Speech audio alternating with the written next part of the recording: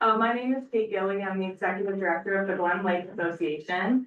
First, I just want to say thank you to the Glen Lake Community Library team. First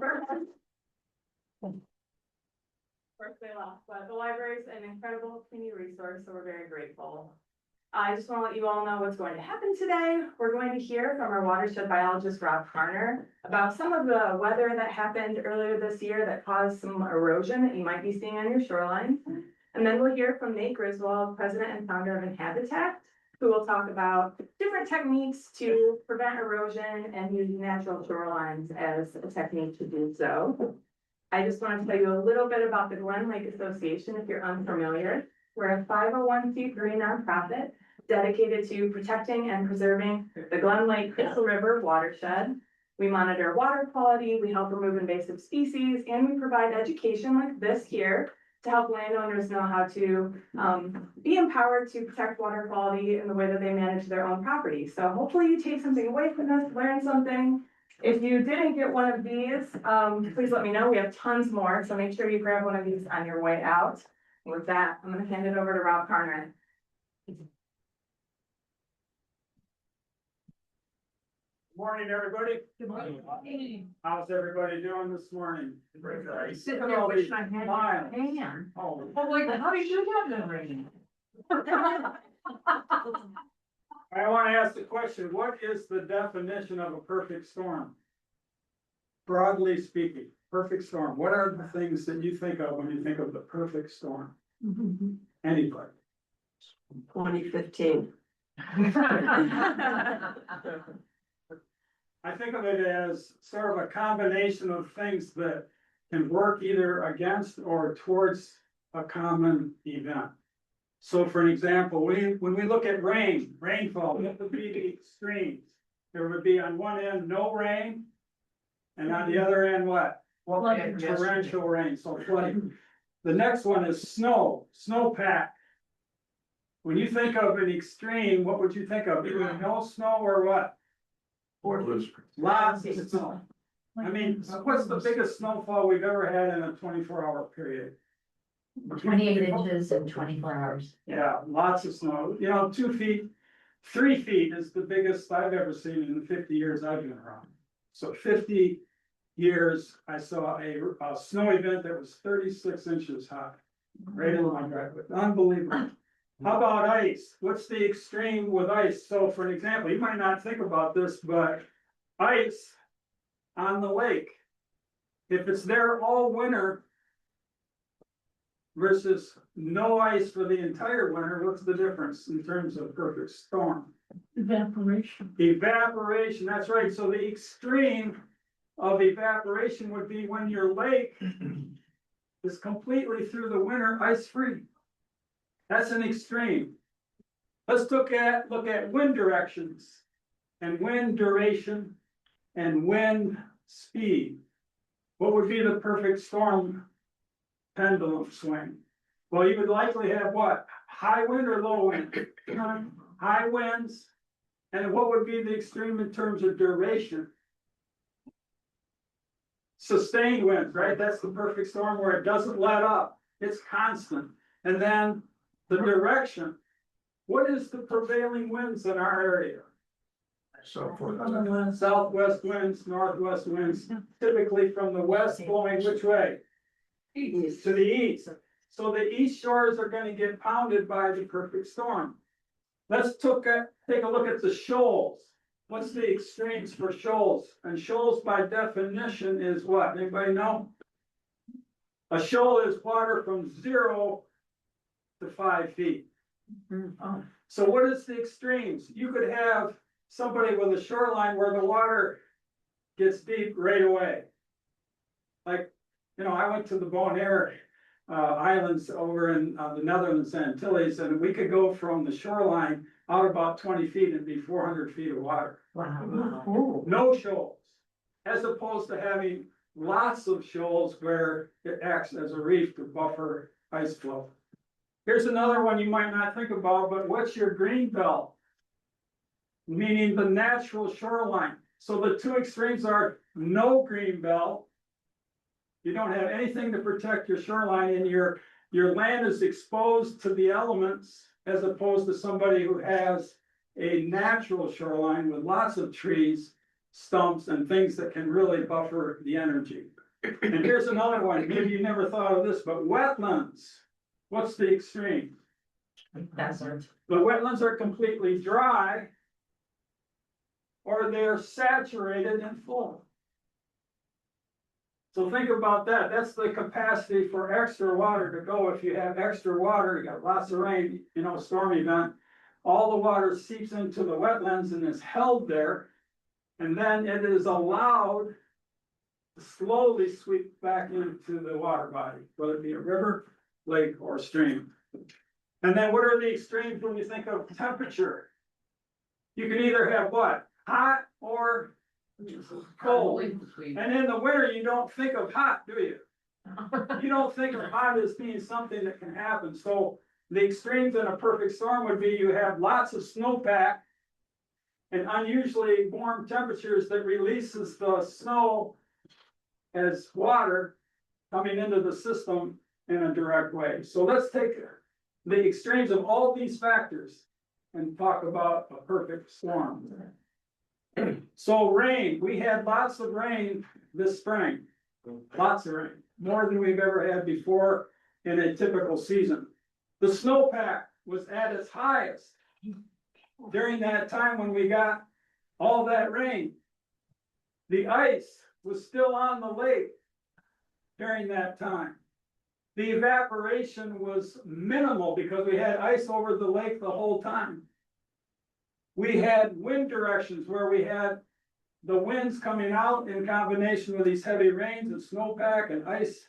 That caused an unusual situation on the east shore.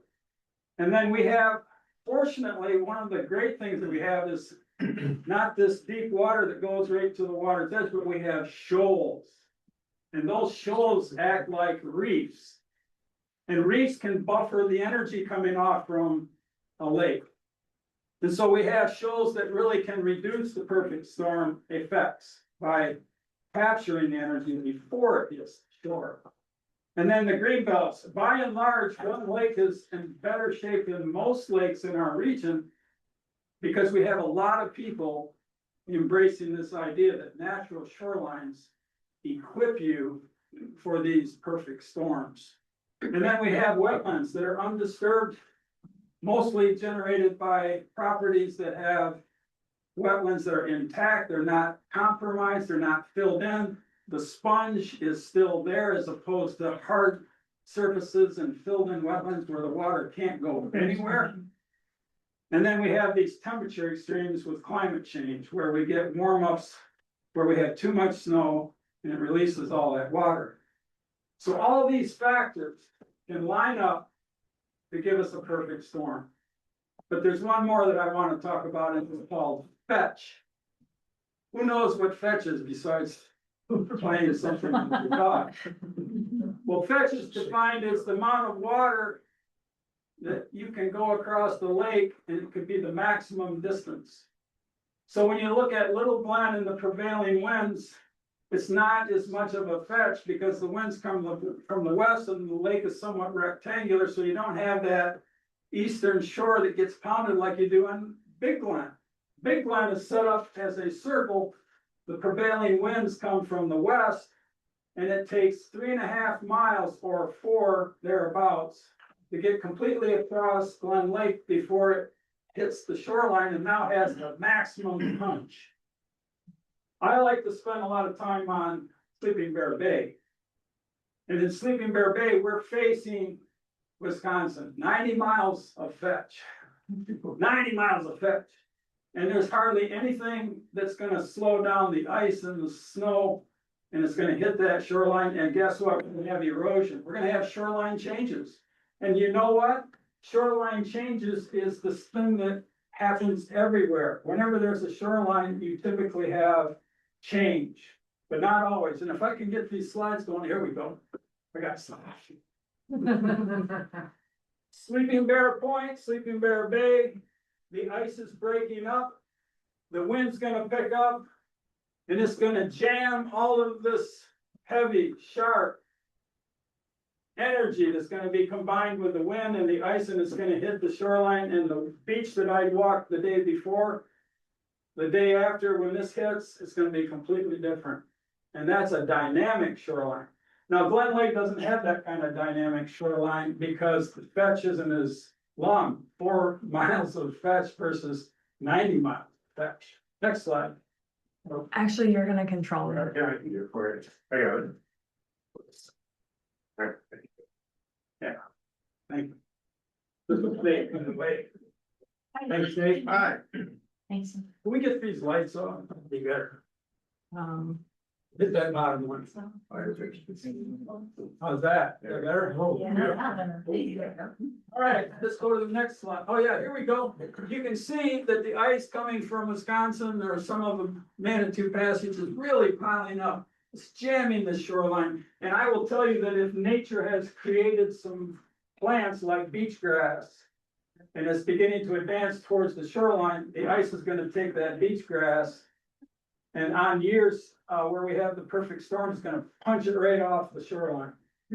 Big clumps of grass that's supposed to be there that gets kicked out. Next slide. Now, we don't have that kind of problem on the banks of the Crystal River or the shorelines. Why? Somebody tell me, why don't we have big erosion here? Why isn't there ice jacking here? There's no fetch.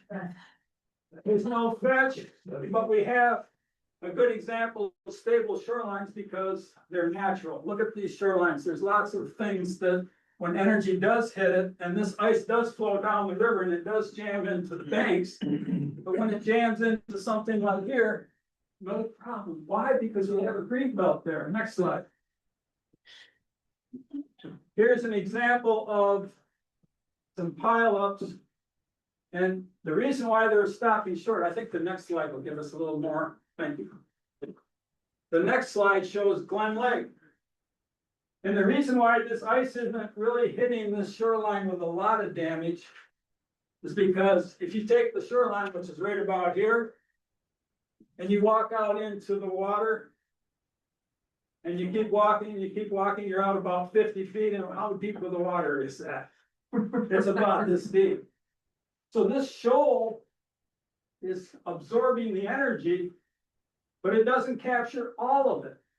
Some of the ice goes past these shoals and does hit the shoreline and piles up, especially when the wind drives it. So this is a case where you can see some turf grass that's mounding up. And one of the things that you may or may not want to consider is that that mound, if it continues to build over years of getting ice jacked, that you might want to consider just leaving it. Don't go out there and try to rake it all smooth, because the next perfect storm is going to come in and undo everything you're trying to do, which is to keep it unnatural. So what you can do in this case is let nature build its own seawall. Put plantings on the mounds. The next year you might get a little change in the mound, it might get bigger. And you put plants in that, and pretty soon you don't have shoreline erosion. You don't have anything that's getting after you, and you don't have to worry about it because nature is building your own seawall. Next slide. So here's an example, slightly different shoreline. But look at all this ice out here. It's getting caught, it's getting trapped, it's getting plugged into the idea of the shoal being the buffer. So we're fortunate on the east shore of Big Glen to have these shoals. And the only time we don't have shoals is when people take away the shoal. And so some of you on Glen Lake know that there's been historically some dredging. And you get these canals where you can get your boat to the dock. And what you're doing is you're taking away from the energy absorbing shoal, because there's less of it. So now you've given the ice a chance to run right up that canal and hits that shoal and hits that shoreline and rubs up. So this is a case where it looks like nature is building a mound. And what I would do if I were owning this property would be to try to see how that mound changes over time, not try to level it out, not come in with an excavator and say, give me my shoreline back. Just give me the shoreline that we got in the natural state. Next slide. So here's a case where we have some beach sanding. Sand is probably easy to just move around, you consider that as a possibility, but more mounds, more damage, if you think of it as damage. Or you can think of it as the evolution of a new shoreline that you embrace. Next slide. I think that's it, isn't it? Yep, you're out. So I'm gonna turn it over to Nate. Thank you much for your attention, and I only had 50 minutes, maybe when we move on, but that's me and that. And we're gonna take questions all at the end. I don't know if I said that. So if you have a question for Rob, hold it in your mind and we'll come back to it at the end. Hi, everybody. I need, I made. Hi, I'm Nate. I'm gonna tell you a little bit about Inhabitect and then our solution that we've adopted and amended. We've done many projects throughout northern Michigan, more and more on Glen Lake. And just tell you a little bit more about building that mound that Rob just talked about. There's other ways of doing that if nature isn't giving it to you to plant. It is natural and bioengineered shorelines. So, you know, Inhabitect, quickly about us, so you know who we are, and to give some credibility to what we're showing you today. We're just over 13 years old at this point. We're rooted in environmental responsibility and resilient design. We work with clients and stakeholders to integrate nature-based solutions that enhance landscape, shorelines, rooftops, while also supporting a sustainable future. So we're working on everything from, you know, the very early first stages all the way through installation and then maintenance. Some accolades that we got or some awards. We were awarded in one of the best small businesses in the state of Michigan by the Small Business Development Center, SBDC, in 2019, and then also in 2024. We were one of the 50 companies in the state to watch by SBDC in the Michigan Environmental Development Report. So, you know, we've got recognition on that. We're working with homeowners as well as commercial projects. We're working with architects, landscape architects, engineers, planners, developers, and landowners. General contractors in a commercial sense as well as residential level. Schools and universities will consult with or work at, nonprofits. You know, we work with the Watershed Center, Conservation Resource Alliance, Tip of the Mitt Watershed Center, our council up in Petoskey, and many, many others. Community stakeholders. I consider this that as well as a nonprofit, but then also decision makers and policy makers. We'll talk to municipalities, townships, counties, state level people about the type of work we're doing. You know, we're not your typical landscaper. Yes, we're a landscape company or design build, but we have a very keen understanding of horticulture, landscape architecture, engineering and architecture, and we'll bring that know-how to the project. And we're also very serious about environmental health and creating resilient, sustainable communities that support it. I always personally preach to my employees that we're accountable to ourselves, your coworkers, the community, as well as the client. And that every once a month we talk about that in our team meetings to make sure that we're living by that. So we have proven experience with natural shoreline. So all these images that are on this are our images from active projects we've done around northern Michigan.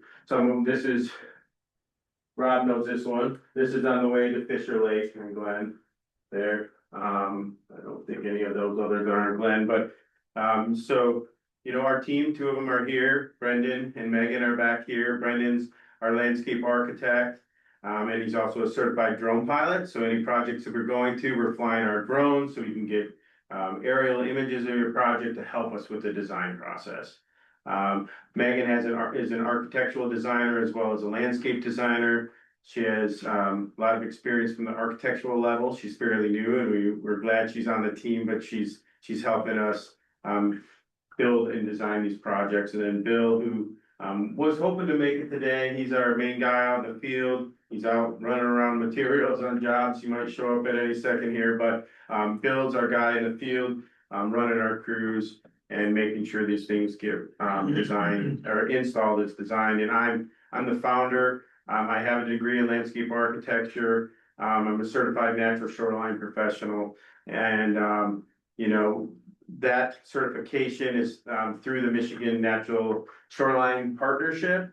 And it's dedicated to ensuring that degraded shorelines throughout Michigan are fixed with natural shorelines. So, that's really, I think if you're working with anybody that's talking about your shoreline, in natural shoreline, I recommend making sure they have this CNSP or Certified Natural Shoreline Professional, because you have to go through a multi-day training and a test and to be able to get that. So that's a designation that should be in any natural shoreline company. Your standard landscaper might not bring that to the table. If they don't, you know, you may not get something that works.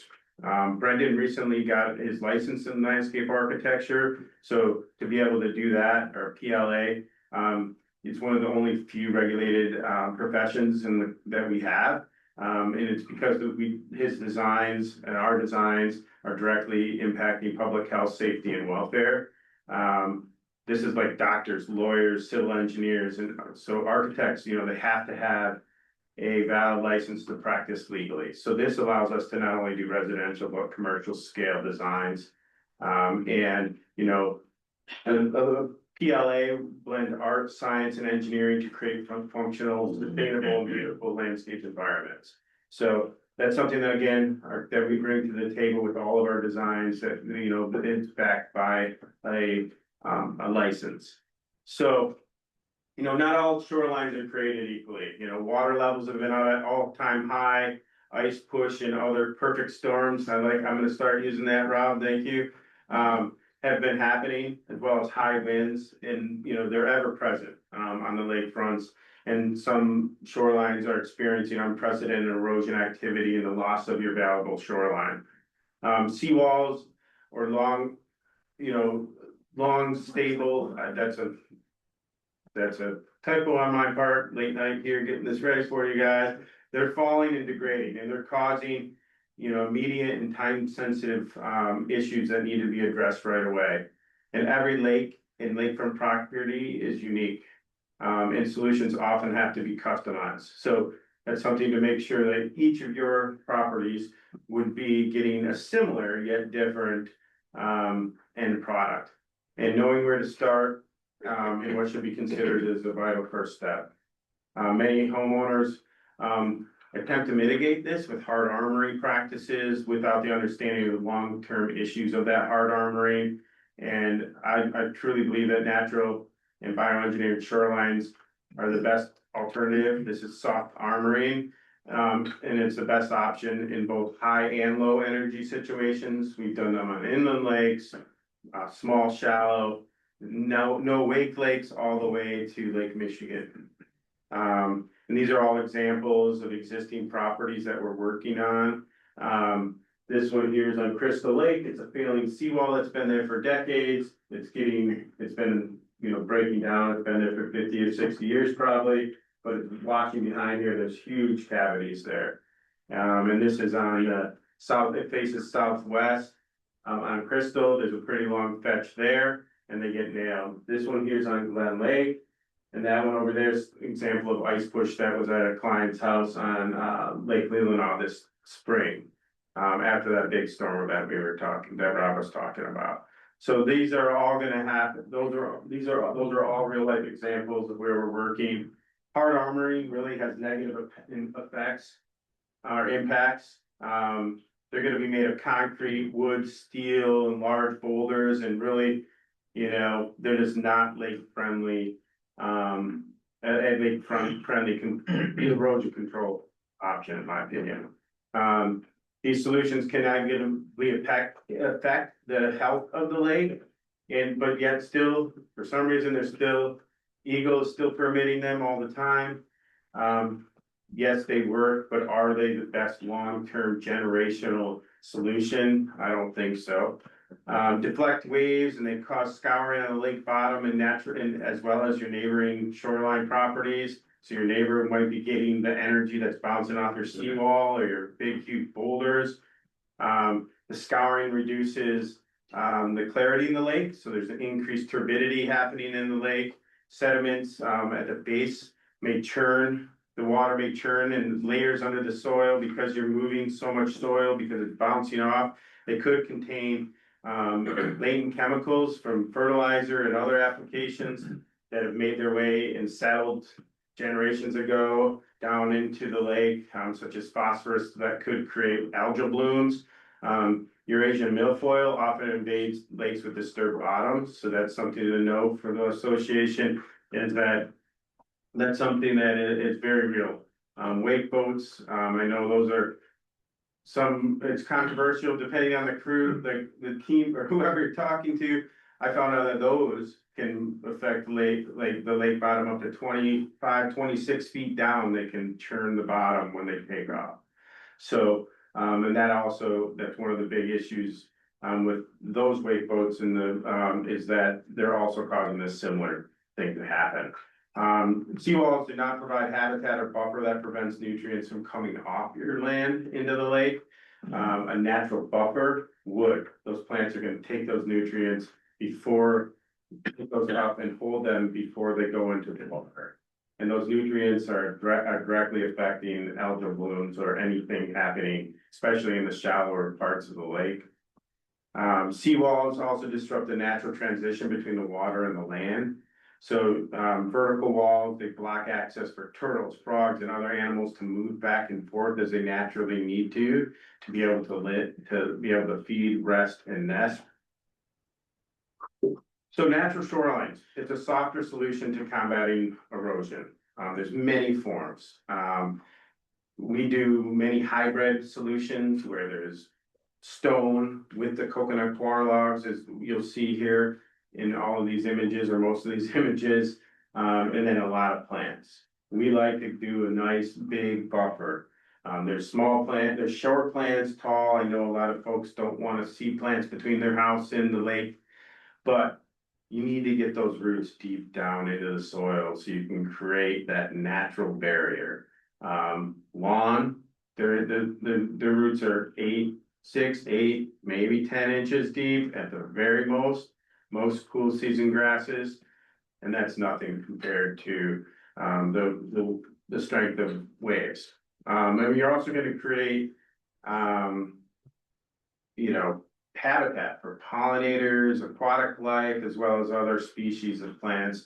If you're creating an environment where you can plant something in the water, potentially, you're creating nurseries for fish.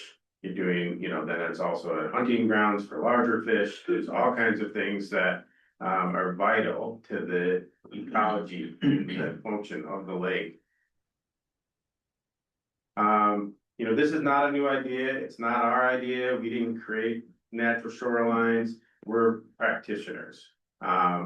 It's widely accepted all over North America and promoted all over North America that it's a proven alternative to hard armoring. It's not just nice in inland lakes. There's stuff that happens on the Great Lakes, as well as oceans and estuaries and rivers and everything all over the East Coast. It's highly regulated or highly recommended. Again, we're not the inventor, we're practitioners, and we have utilized our experiences to help develop technologies and build hybrid and customized bioengineered solutions for our environment or where we're at, our region. NOAA, they have a lot of stuff, they call them living shorelines, basically the same thing as the natural shoreline, but they have on their website, they have a long list of reasons of why it's a good idea.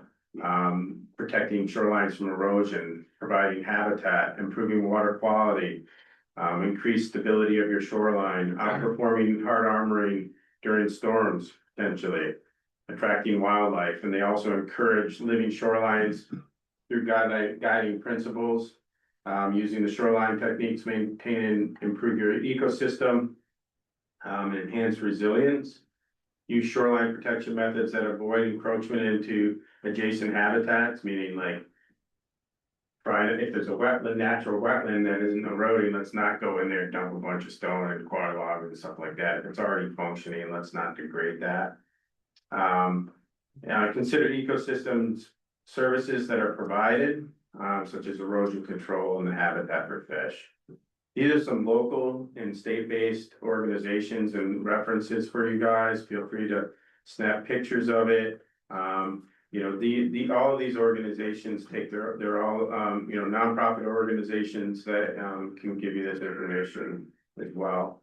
And have various resources. One of the best, in my opinion, is Tip of the Mid. They have a lot of good literature available.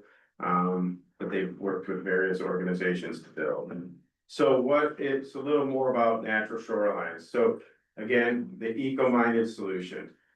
Traditional materials like cement, steel, and wood and oversized stones are used to hard armor shorelines. I understand we've done one or two of those, but we've done it because of the situation where it's at. The house needs to get saved.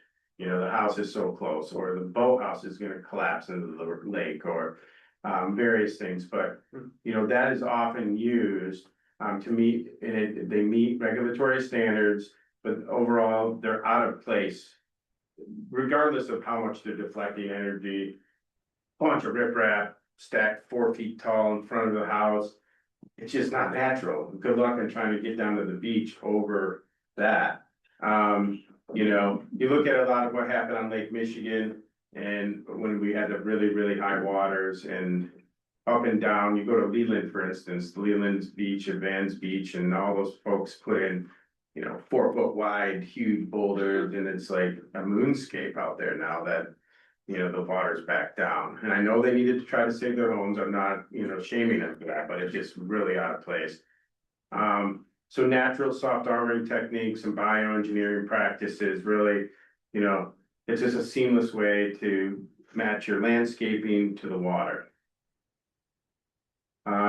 It helps with degrading seawalls or other areas that have been degraded by humans, like, you know, riverbank clear cutting or property clear cutting, foot traffic down steep slope, or other destabilization practices. So, you know, digging and putting in a beach and down where there was a bunch of vegetation, you're likely gonna get erosion there, if it's just a sand beach. And the waves, you know, it all, again, that I'll show you here in a minute, how we study your site, or we would study your site to determine the best solution. And one of them is lake depth analysis, which Rob mentioned, you know, the shoals. So we look at that at 200 and 500 foot out to see what type of wave energy you'd be getting. You know, overall, the natural shorelines, it's just stabilizing it. This one here is out there in Glen, the Fisher Lake entrance. You know, again, soft armoring is what it's called, and it's just reintroducing that vegetation to your landscape. We can work in access to the lake here. Those are all, again, engineered to meet the energy. If it's super high energy, you know, we're gonna have to look at those in a slightly different way than if it's a Palmer Lake. They're very resilient to erosion and the forces of erosion. Their habitat creation, you know, these are less invasive in the environment. And they overall, you know, one of the big points here, and I'm skipping a lot of words because of time, but they actually deter geese, because geese don't want to go through the vegetation to get to your lawn to do their mess up there if there's a bunch of vegetation. Yep. If there's a buffer there, that's a huge thing, because that they don't want to cross through that vegetation because there could be a predator hiding in there. So if there's vegetation on the shoreline like this here, you know, they could go here obviously, but they're not going to go. Some just basic terms. This is in the booklet, I believe, that is handed out here. It's just, you know, the shoulder, slope, and the toe. The one that we talk about the most, or the two, is the slope. We're looking at that on your property as well as the toe. Where's the toe of our design? And that's something that we have to draw very specifically where your toe is, the slope of the stone or the coconut logs and everything. They have very strict requirements that we need to design. So our design process. First, we're gonna do an inventory and analysis. We're gonna look at the site and investigate and document anything that's existing on the site to minimize any unknowns that might pop up during construction. This is a really important piece that is, you likely wouldn't get from someone that isn't a natural shoreline professional. Or engineers, like civil engineers, I'm sure could deliver this. This is specific to natural shoreline design. But we're looking at the entire picture of your property and establishing a baseline for that is site specific. We're gonna deliver to you a shoreline design criteria. It's a booklet to show you all our findings.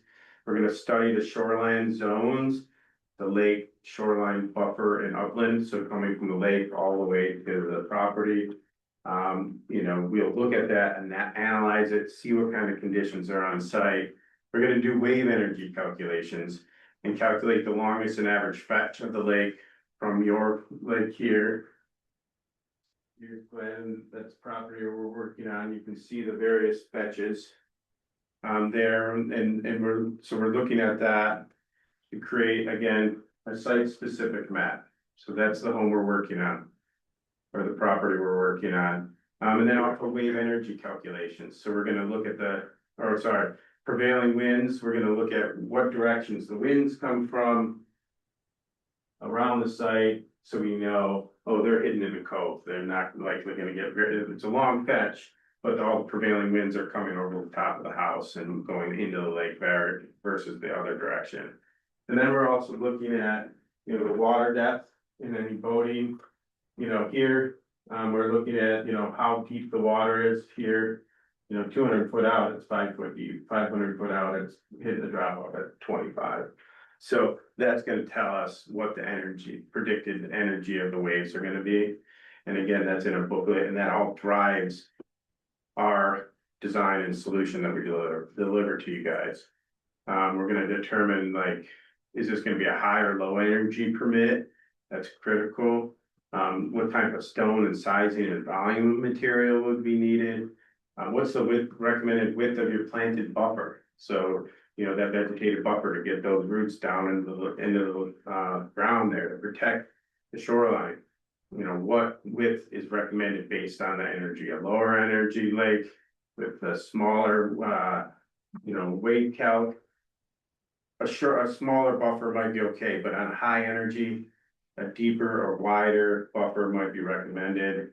And then also, how many of these coconut logs are gonna be needed based on how high the lake is to your landscape? Is it 16 inches, 24, 40 inches?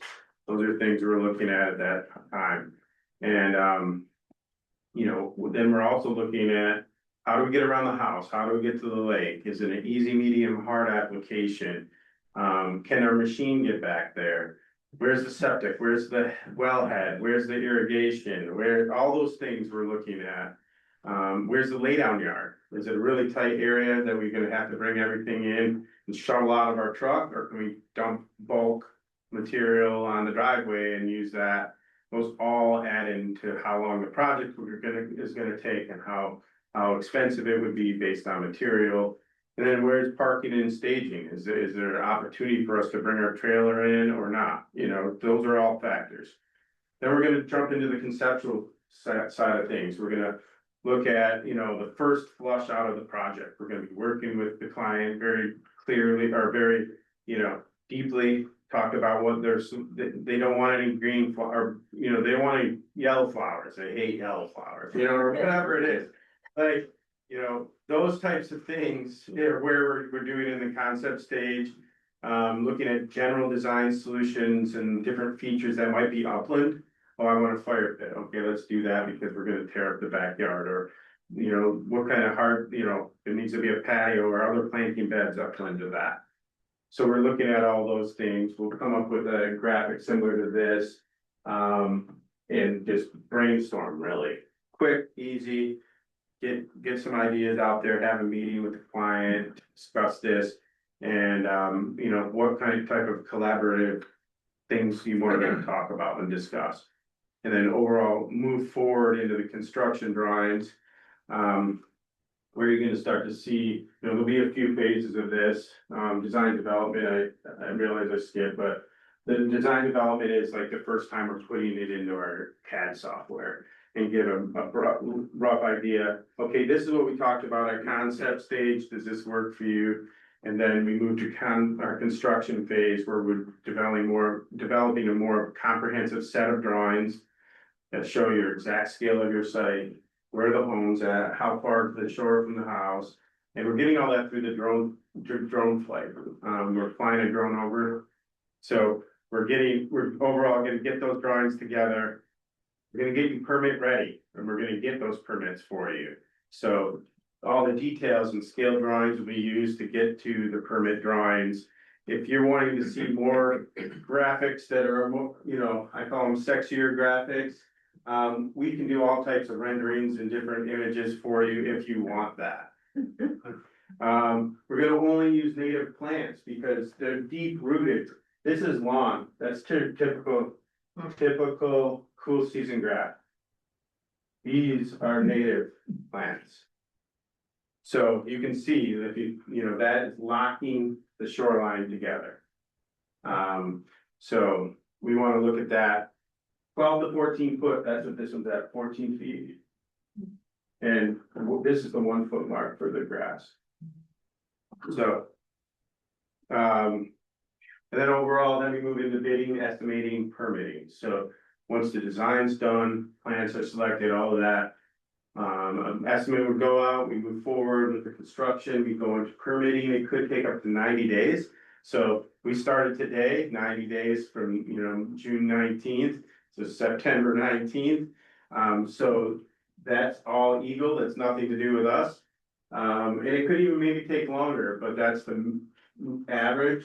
But then we need to figure out if you're, Glen Lake is not gonna need a federal permit, but if you're on Lake Michigan, you would also need a federal level permit from Army Corps of Engineers. State level permit, county and township potentially. So we would handle all those permitting processes as part of our package to you guys. And then over construction, we're just gonna, you know, we have these dialed, we do these all the time, our team, we have all the right equipment and we're gonna just do a project kickoff to ensure that everybody understands where to park, where not to park, where the septic's at, all the things. To make sure we're never cutting any corners for you guys. These are some organizations we work with. All great organizations, if you're not familiar, check them out. And here's my contact information. So that's a run through of how we approach natural shorelines. The technical part of shorelines is overall softening the impact that you have on the lake. Increasing the environmental, the positives that come from the environmental aspect of it, as well as hopefully not deflecting all that energy back into the lake. It's absorbing it because it's softer. With that, what I got. Yeah, Rob, if you wanna come up too, so Yeah. I guess we'll take questions now for either person. Vote on permitting. I had a recent conversation with Robin Schmidt, who handles all the permitting for shoreline alterations. And there's been a shift from them just rubber stamping anybody who wants to do riprap to say, no, you can't just do that, which means just adding rock, no plants, no bioengineering to go with it. And they say that from now on, there needs to be this hybrid approach at a minimum of natural plantings and rock. So they're moving towards less of this just riprap, go ahead, do it, to wait a minute, there's a better way kind of approach. They're also putting less and less permitting for seawalls made out of steel, wood, or concrete. That seems to be for a lake of Glen Lake size, which is a pretty good lake size wise. There's no need for structural engineered seawalls. They're just not getting permits for that anymore. Or if you have a way of getting what you want, I don't know, with legal action and whatever, but. So there's a shift in how people at the state level are looking at shorelines, and remember, shorelines are the interface between land and water, and it's what we in our watershed management plan or protection plan call critical areas. The critical areas for our watershed is the shoreline. We don't have factories in our watershed. We don't have municipalities. We don't have agriculture. We don't have a lot of things that other watersheds have to deal with. And so when you boil it down to what is gonna affect Glen Lake in the long term, it's what happens on the shoreline. So that's why we're making a big deal out of doing it right, and being lake friendly about it. So I just thought I'd add. Oh, that's great, thank you. All right, questions? How long does the permit last? It can last 5 years, it lasts 5 years. And renewable, right? And, you can amend, yeah. Yeah. Yeah, so that 5 years, so if you have a shoreline that you wanted, I always recommend. You know, like if there's one part that's eroding, let's say it's a 200 foot and 100 foot of it is eroding and the other's fine. I always recommend do the whole thing, because in 2 years, the area that's doing good now might be eroding, and then you can just act right away versus having to go through the design and permitting again, so. Other questions? What about leaves? We're surrounded by a forest, national forest. What is the recommendation on treating leaves that populate the shoreline? Seems like all year. Biologist, I'll give you that one. You know, I think there are shoreline owners, riparians who take the leaves out as soon as a leaf comes down, they're out there. I seen one guy take his leaf blower, walk in knee-deep water and try to get the leaves out. I saw it. That's one extreme. The other extreme is, who cares? The leaves are in the water, they're part of the natural system, leave them alone. It's your call. I mean, you can take leaves out of the water, you can take them off the shoreline. When you do that, remember what's underneath the leaves that's now exposed that you may or may not want to have exposed. And for me, I'm a natural shoreline kind of guy. I would leave the leaves there, because then when the winds hit that shoreline, you don't have the sand moving into an area you don't want it to be, and you get this erosion from wind as well as water. So, you know, it's a preference that you can use at your discretion, but I can't say there's a right or wrong way. I mean, there's 17 miles of shoreline and there's forests everywhere. You can take the battle on any level you want. Any other questions? Just curious, how long do these coconut logs last? Yeah, great question, depending on how wet they are. The manufacturer says 7 to 9 years. If they're in a dry location, meaning like your design is under the normal wet zone, they can last a lot longer.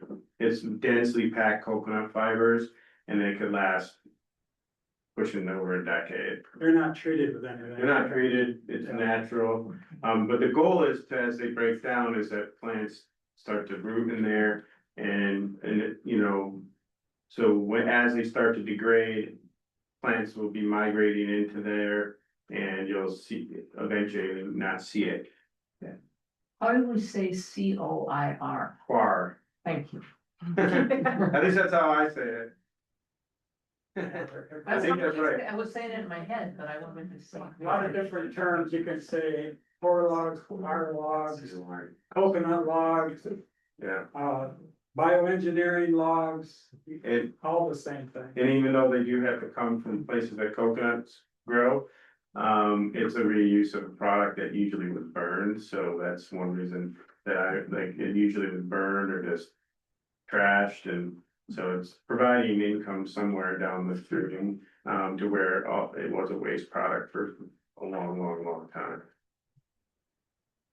So after these car logs break down, do you need to replace them? No, you should have, there should be root masses and. In there that There will, will be migrations of soils around, in time that you should just have a vegetative bank. okay, But the reason the logs are there is to make up that height difference between the lake and there without having to have stone. And we actually, something I didn't point out, is we created something that we use and we actually mechanically anchor those with cables. We wrap them in cables and drive an anchor back into the slope and you can't see it, you see one Mhm. little wire. And that holds it from moving around. On lower energy applications, you can skip that, but most of Glen Lake, we would be doing that. So that'd be a maintenance thing in the 7 to 9 year period as the lake breaks down, if you see the cable, you snip it off. But it holds it in place and keeps that soil from shifting around. Question over here. Are you usually or more often designing and building your solution out into the toe and into the water, or are you excavating back into the shoreline to place? It's all site specific. Typically, we're gonna build at the toe and build backwards. Backwards, wait, what's Towards the shore. We can't go, Brendan, 6 feet further than the high water mark, right? Or is a minor permit? For a minor permit. So minor permit is the one that's easier in 90 days. If you get into the major permit, which could happen, that's when there's I think a 1 month, is it a 1 month wait, like where your neighbors can all give their opinions for a month and then wait for that. So that's a lot more lengthier process.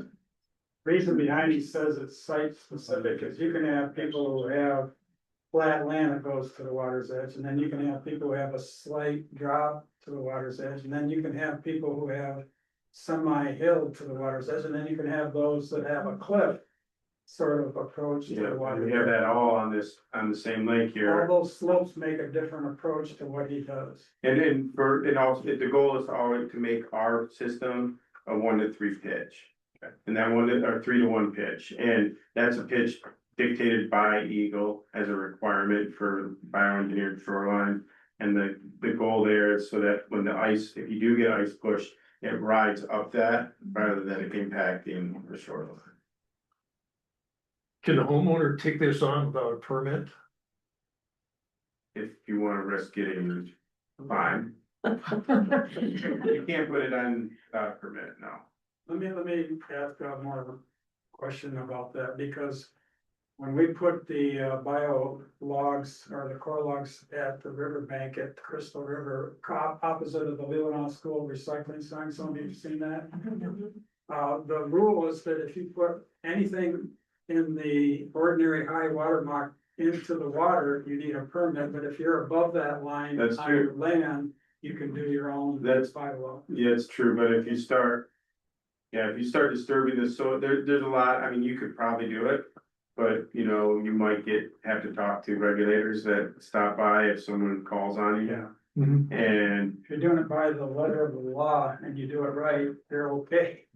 But what he's saying is be wary that you don't do it the right way and you get a big, what do we call it, a perfect storm. You're in the middle of exposed soils and it all rushes into the lake. And you're gonna have your silk curtains up. yeah, so like if you're in the actively moving it. I think at a very minimal soil erosion control Right. permit, it should be there because the township or county, it changes based on county here. But in Leelanau, you do have to get it from the Leelanau Conservation District, you have to get a soil erosion control permit on top of the Eagle permit.